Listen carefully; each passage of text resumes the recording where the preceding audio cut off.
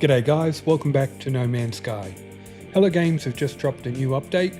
It's called Beacon and it's a major overhaul to settlements and settlement features, plus a whole lot more.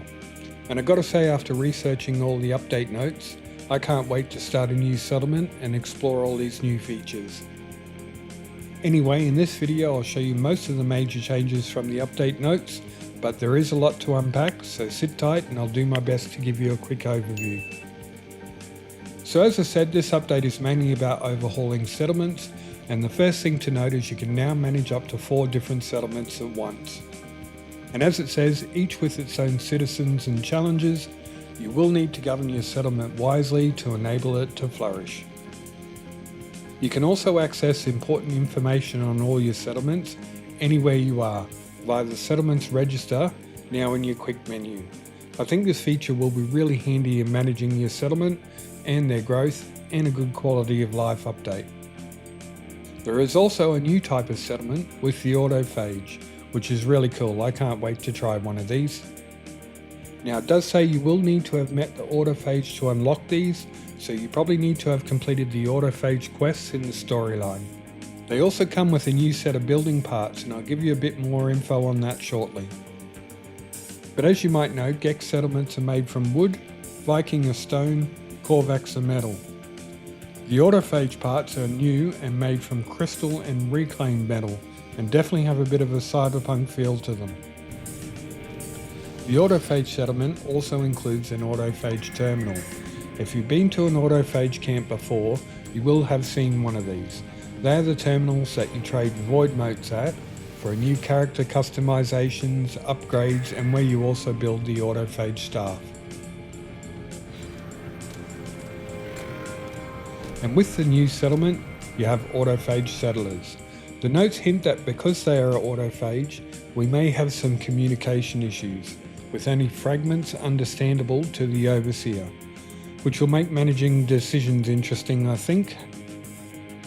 On the subject of settlers, there's been major changes to this as well. Settlers now have personalities. If you talk with them, you can access an information page on their personality with strengths, weaknesses, quirks, and any skills they might possess.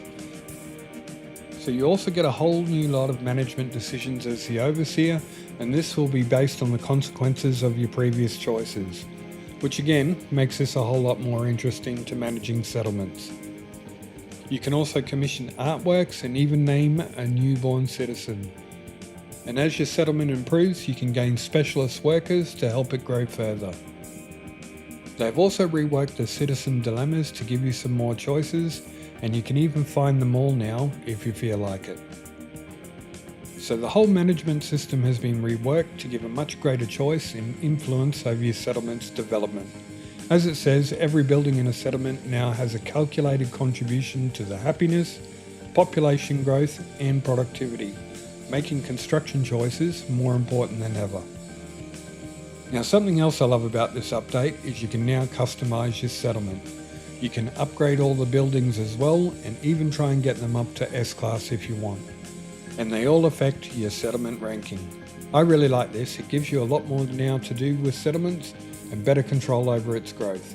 Getting an S-Class settlement will also be much easier. And as you'll see, there's plenty of incentives to do so.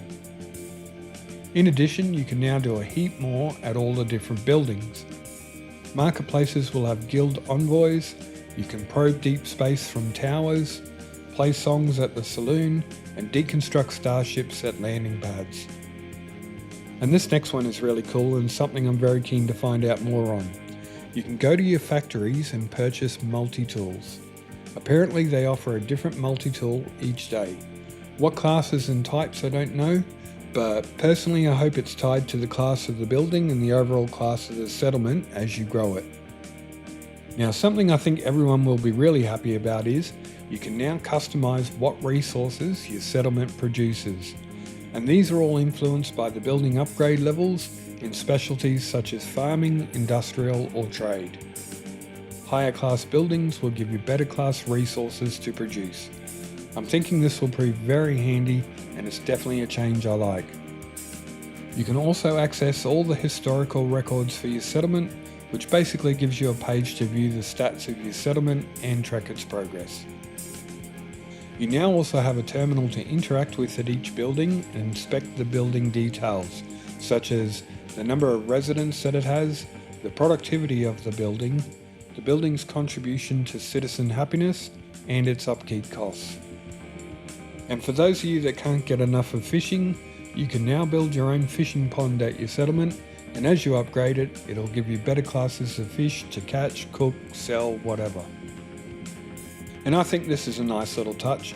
Significant events such as festivals, new citizens, building construction, successful expeditions and more will make the citizens celebrate at the town centre with some fireworks. Now this one's a little crazy and very interesting, and I think it's going to be an awesome addition. Your settlement quality can now improve the whole star system's economy rating. This is super cool, as systems with a better economy generally spawn much better stuff. Now something else of note is you used to have 6 different boosts you could add that either increased population growth, increased productivity, or lowered maintenance costs.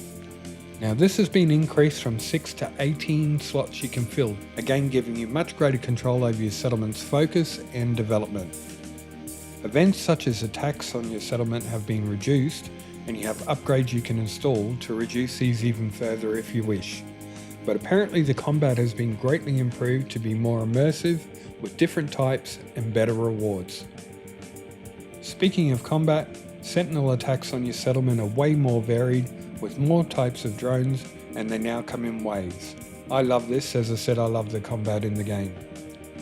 Your settlement will also now get attacked by the Vile Brood Queen and her minions, which I think is great as it just adds more variety to the combat encounters.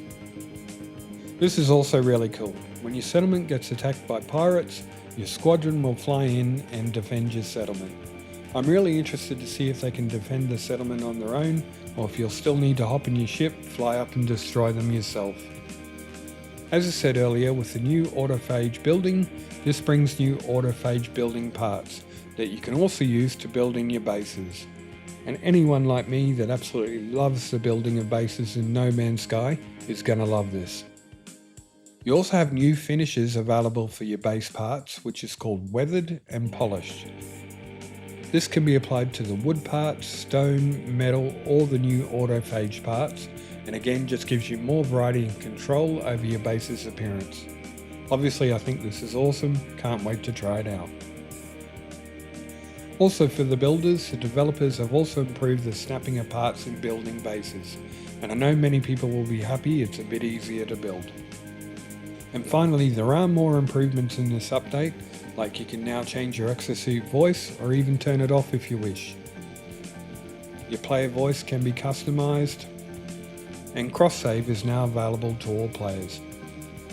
As always travellers, thanks heaps for watching, and please give the video a like if you found it helpful, and maybe even subscribe if you enjoy the channel.